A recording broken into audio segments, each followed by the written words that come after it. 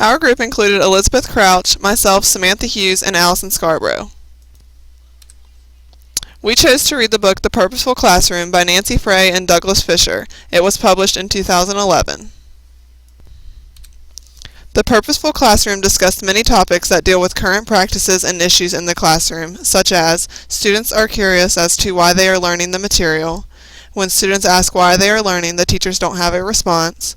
And state standards are too broad and will force teachers to make difficult choices about what will and what will not be taught.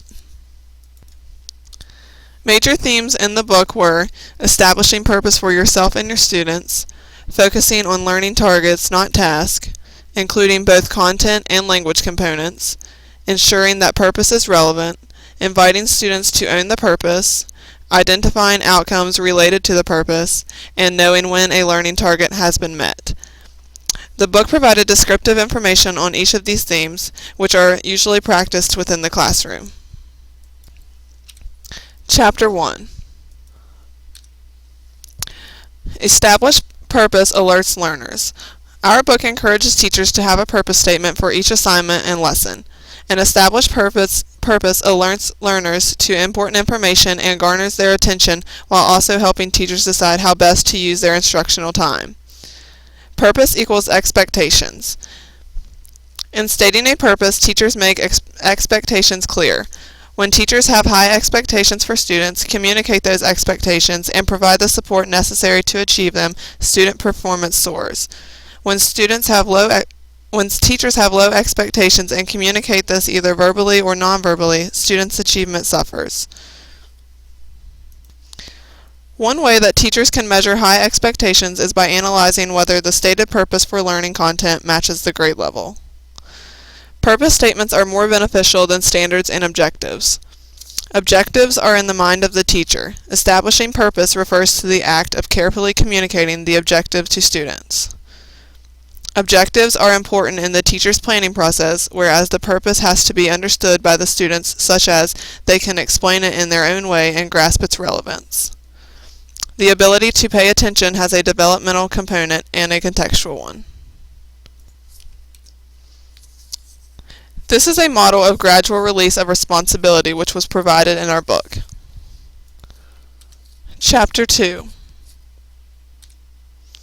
A good purpose statement encourages creative and critical thinking. Establishing purpose is essential for developing the metacognitive awareness necessary for creative and critical thinking. A purpose statement should reflect the content rather than the assignment. A purpose statement that focuses only on the assignment limits students' ability to think about their own learning. A purpose statement that focuses on learning provides students with an opportunity to reflect on their newfound knowledge. The most well-known system for writing objectives is Bloom's taxonomy. Bloom's original taxonomy included 6 categories: knowledge, comprehension, application, analysis, synthesis, and evaluation. Bloom's taxonomy was updated by Anderson and colleagues and revised the 6 categories to remembering, understanding, applying, analyzing, evaluating, and creating. Chapter 3. When working as a team, teachers and students progress at the same rate. Teachers must unpack the standards in order to figure out the context component. This is best done in teams by grade level so that ideas can be shared by teachers who teach the same content. Unpacking standards in teams also allows teachers to share their instructional ideas with one another. Pacing guides tell teachers what to teach and when to teach it. Pacing guides are the best way to identify the goals and objectives in order to ensure that standards are taught in a sequence that makes sense and so that content knowledge develops throughout the year. Pacing guides help with planning, time management, and continuity across schools, and can also be used to detail resources and materials that some teachers might not be familiar with. The 3 categories of language purpose statements are vocabulary, language structure, and language function. Within the broad category of vocabulary, there are 2 subcategories, specialized and technical. Specialized words are defined as words whose meaning is altered by the context or discipline. Specialized vocabulary also includes words for which students know some part of the meaning but have not yet mastered its full complexity. Technical words have a single definition and are typically used in only one discipline. Teachers establish purpose related to language structure in 4 ways: grammar, syntax, signal words, sentence frames for scaffolding language usage, and the teaching of idiomatic expressions. There are 7 categories of language functions that represent the various ways that humans use language with one another. To ascertain the appropriate language components that they should address in their purpose statements, teachers must understand the instructional needs of their students as well as the linguistic demands of the content being studied. Chapter 4.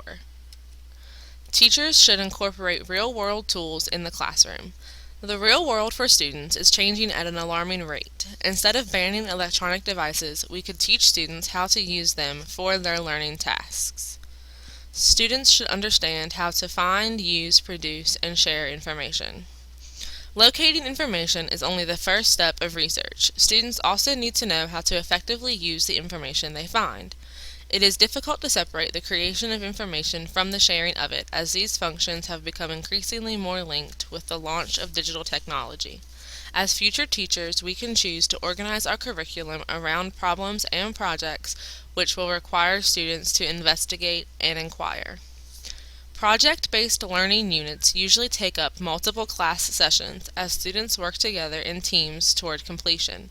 There are 2 types of project-based learning tasks: those that require investigation and those that require performance. Problem-based learning began in medical school, where it was noted that students learned more content when they had a fictional patient to diagnose and treat. This approach quickly spread to K-12 schools. The outcomes of problem-based learning suggest that the students who engage in the process acquire deeper content knowledge, more sophisticated problem-solving abilities, and the capability of directing their own learning. Essential questions are meant to be thought-provoking for students.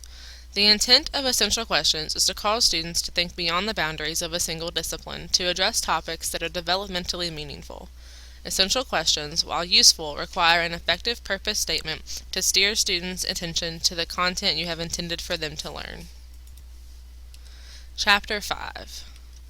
Extrinsic motivation versus intrinsic motivation.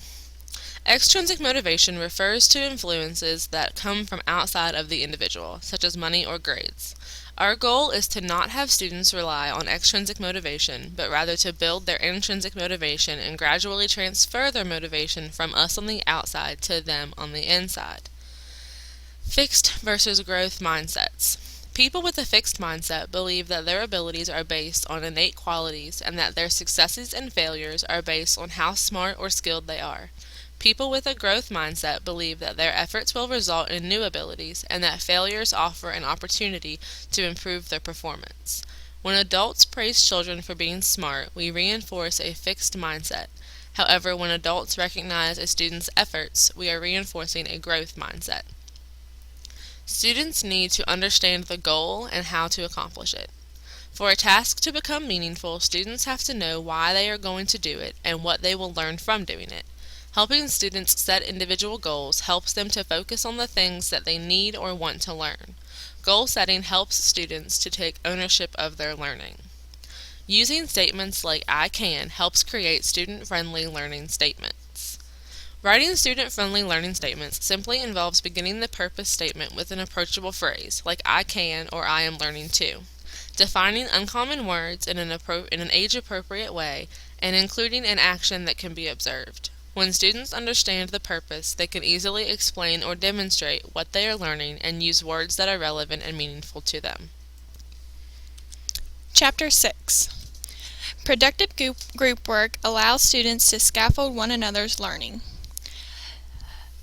There are 6 quality indicators of productive group work to ensure that projects are meaningful to our students. The first one is complexity of task. The task should be a novel application of the concepts and skills that students have learned. The second one is joint attention to the task. It is important to be able to recognize whether the work is productive or not. The third one is argumentation. Students engage in productive group work need to challenge one another, but without arguing. Teachers establish instruction and teacher modeling of how to share successes and failures, decision-making, turn-taking, and active listening. The fourth one is language support. The purpose, rhetorical language structure and academic vocabulary of a task should be supported visually and verbally. The fifth one is grouping. The construction of groups should be based on assessment, information, and observation of student knowledge and behavior. The sixth one is role of the teacher. The final quality indicator concerns the ways in which the teacher supports, facilitates, and guides learning during productive group work. The best feedback is formative, and this occurs while students are learning. There are 4 distinct kinds of feedback. There is feedback about the task, feedback about the processing of the task, feedback about the self-regulation, and feedback about the self as a person. This is a model of the feedback that is shown in the book.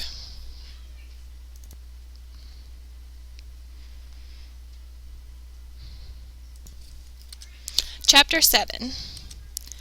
Assessments should align with the purpose of the lesson. Non-written assessments pose questions, engage students in discussion, ask them to explain their thinking, and have them justify their expressed opinions. Written assessments are the permanent nature of writing that makes it possible for the teacher to examine evidence of student learning more thoroughly. Peer assessments help students plan their learning, identify their strengths and weaknesses, target areas for remedial action, and develop metacognitive and other personal and professional skills. Student self-assessment is a major purpose of having peer assessment to increase learners' ability to assess themselves. Our recommendation for this book is, as a practitioner, we would recommend reading this book. They would gain knowledge on how to motivate students to learn and how to create a classroom with purpose. Every teacher should read this book. However, would be more beneficial to English and elementary teachers.